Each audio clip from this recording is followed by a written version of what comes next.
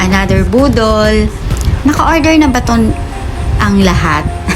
Parang bulol pa, no? Anyways, ayan, buksan natin.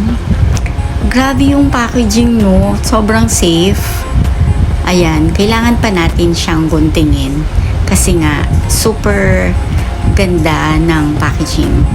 Ayan, no, tingnan mo, di ba parang yung mga luxury talaga, perfume. Pero super affordable lang to, di ba? Hindi kailangan mabutas ang bulsa or mawalan ng laman yung wallet para bumango ka. Wait lang, ang tagal ng tita nyo mag-open.